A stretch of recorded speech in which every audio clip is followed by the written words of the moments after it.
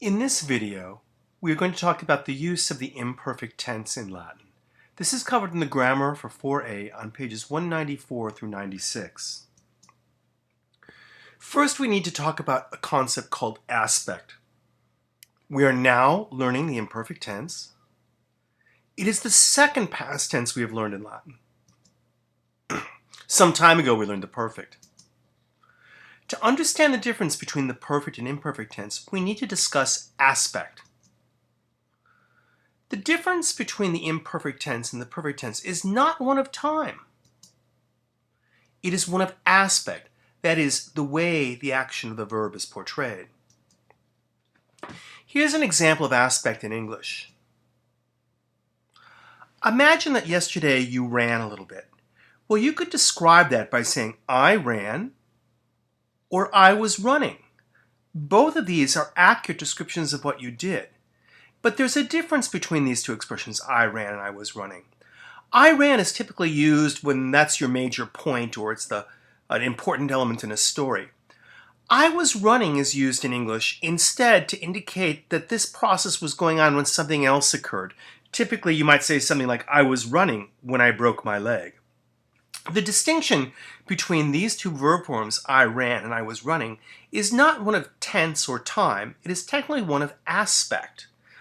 Aspect is the way in which we choose to spin an action which we're reporting in our speech. So this is an important thing to realize. Aspect is the way that a speaker chooses to present an action. It's not something inherent to the action itself. Most actions in the past could either be described with this tense, the simple past, I ran, I walked, I flew, or with the past progressive tense, I was running, I was walking, I was flying. Both would be accurate descriptions of a given action. However, the speaker chooses to portray the action one way or another. The speaker chooses to use one aspect or another. In Latin, actions of the past can be presented as perfect or imperfect actions. These are different aspects or ways of looking at action.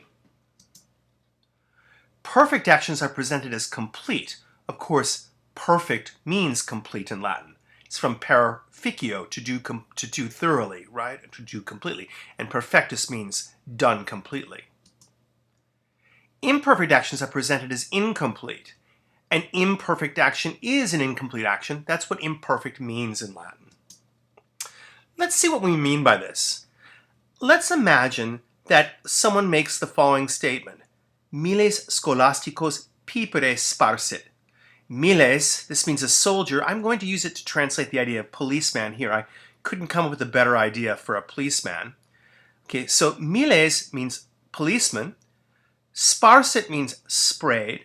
Scholasticos are students, that's the accusative plural, and pipere is an ablative of the Latin word that means pepper. So this means with pepper. So this means the policeman sprayed the students with pepper. And if I say that in the present time, what that does is it presents a sort of frozen image of the action. It presents the idea that this action is complete and over, and it came to its natural conclusion. It's as if I was sort of pointing back to a photograph in the past that is not moving. It's just a still picture. The policeman sprinkled, or shall I say, sprayed the students with pepper. The imperfect tense works differently. The imperfect tense is like a time machine. Instead of reporting an action from the vantage of the present, where you look back at an action as complete and over, the imperfect tense sort of puts us in a time machine that takes us back to watch the action actually happening before our eyes. I'll show you what I mean by that. Here we have a chart to help us understand what it means to describe something in the imperfect tense. Here's an imperfect utterance. Miles scholasticos pipere spargebat. This is the imperfect tense of the verb spargo, which means to spray. So this means the policeman was spraying the students with pepper.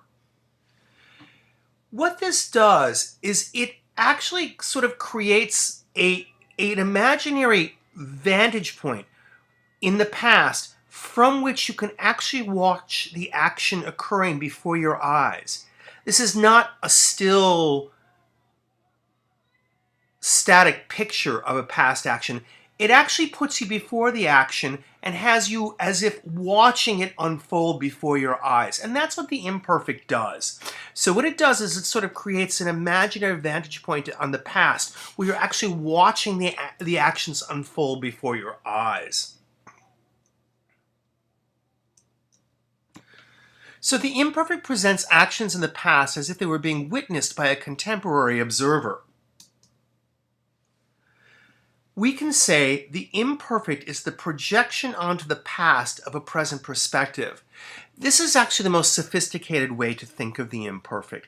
The imperfect is a way of viewing the past from a sort of present perspective.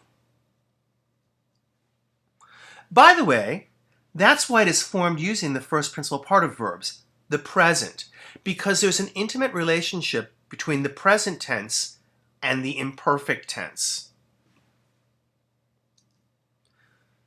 Now, when we think about it, there are three ways a verb can indicate present action. You have to think a little bit about this. The present is very strange. We're never really at the present when you think about it. Like the present is always like about to happen or it just happened. But when you think about it, we never really experience the present. I know that sounds like a weird thing to say, but it's actually true. The present is sort of this moment we're going through and we never really grasp it. Instead, we're kind of looking forward to it or looking back at it, but we never really experience it. By the way, if you think about that trying to go to bed at night, you won't be able to sleep. It'll drive you crazy. But the fact of the matter is the present is never really here. It's always about to be here or it's always just been here, but it's never quite here. And there are only a few ways that an action can actually occur in the present. Sometimes an action occurs in the present when it's going on right now. Here's an example. If I say I am eating dinner now, what this means is that a few moments ago I was eating dinner, and a few minutes from now I will be eating dinner, and right now I'm eating dinner. In fact, the action of eating dinner is moving through the present moment. So that's one way that an action can be present. Another way an action can be present is if it's repeated. Here's an example. For instance, I can say, I always eat dinner at 6.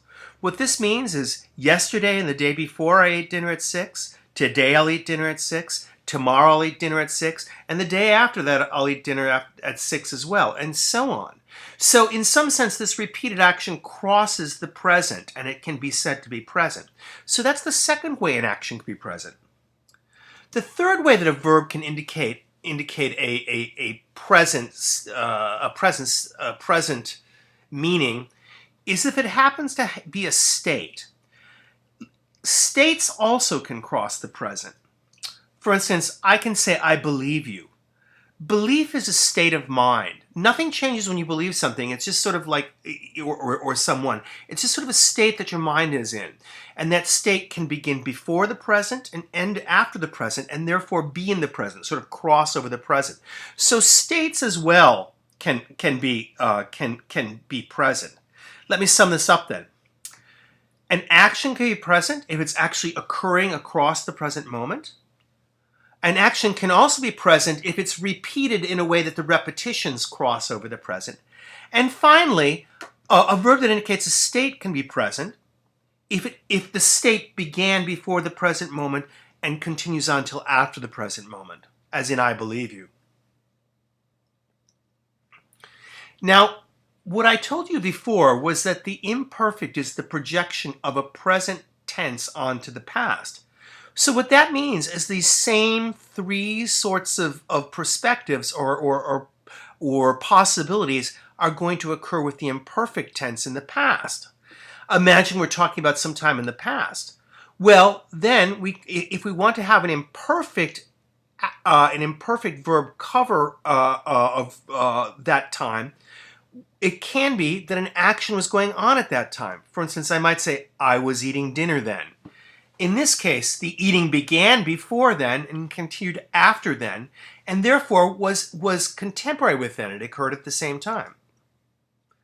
It could be that an action was repeated. I might say, I always ate dinner at 6. This implies that at some time in the past, for some period before that time, I had been eating dinner always at 6, and sometime in the future after that time, I was also eating the dinner at 6, and that's how that action sort of crossed over that perspective, that sort of moment in the past. Finally, a verb that indicates a state can also, of course, be expressed in the imperfect. For instance, I could say, I believed you. And this is going to be an imperfect idea, because if I say I believed you, the implication is that I believed you at some point in the past, and that began before that point, and it's likely to go on after that point. So that also can be an imperfect idea. So all these three possibilities are expressed by the imperfect in Latin. Let's see the example of an action going on at that time. I was eating dinner then becomes tum cenabam. Ceno in Latin means to eat dinner. Cenabam is the imperfect, so it means was eating dinner. So this means I was eating dinner then. Tum means then. Let's say we have an action that was repeated. Well, I ate dinner always at 6 becomes in Latin duodecima hora semper cenabam. Duodecima hora means at the 12th hour. You may or may not remember that I've told you in class that 6 o'clock in the evening is the 12th hour in Latin, because they begin their hours at dawn, and there are 12 hours between dawn and sunset. And this, by the way, is ablative. You can see by the long A, so this is an ablative time. So at the 12th hour, semper, always, I ate. So I always ate at the 12th hour. Again, this is imperfect because it's a repeated action that crossed over some specific time in the past. Finally, if a verb indicates that a state of being occurred, that also can be in the imperfect. For instance, in English we say, I believed you. In Latin, you would likely say, tibi credebam. We would use the imperfect because a state, like belief, tends to be something that has a duration in the past. I believed you. Actions that are ongoing at some fixed time in the past in English are indicated by the past progressive. For instance, tum cenabam, I was eating then. And this would be an appropriate translation, was eating, of cenabam. Repeated actions in the past in English are indicated by the simple past or used to. For instance, duodecima hora semper cenabam could be, I always ate at 6 o'clock, or I always used to eat at 6 o'clock. Here's the simple past, and here's used to eat. Used to eat. That's an idiom in English that means I repeatedly ate at 6 o'clock. So sometimes then, if you're talking about repeated action, the simple past is a good translation, or an expression with used to is a good translation. States in English tend to be in the simple past.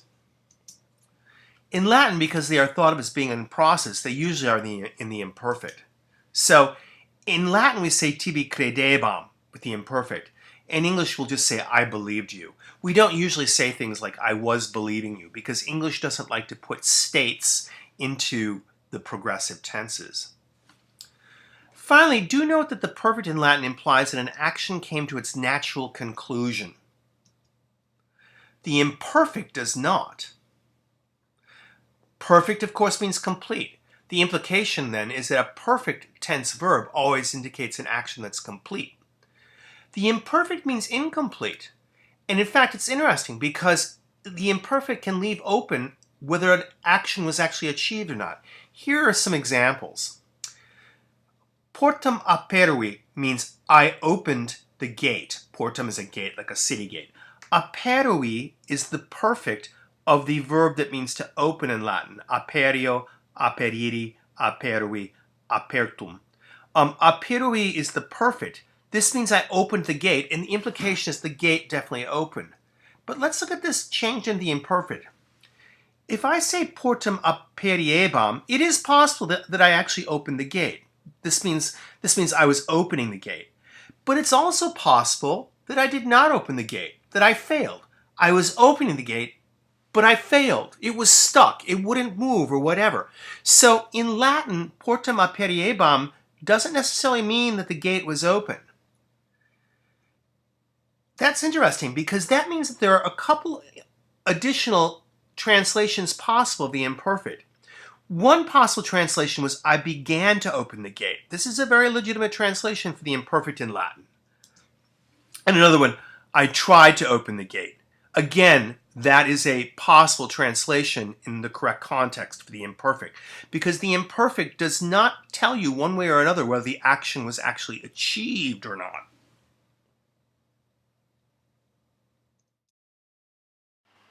The end. This has been a Barking Blue Heeler production.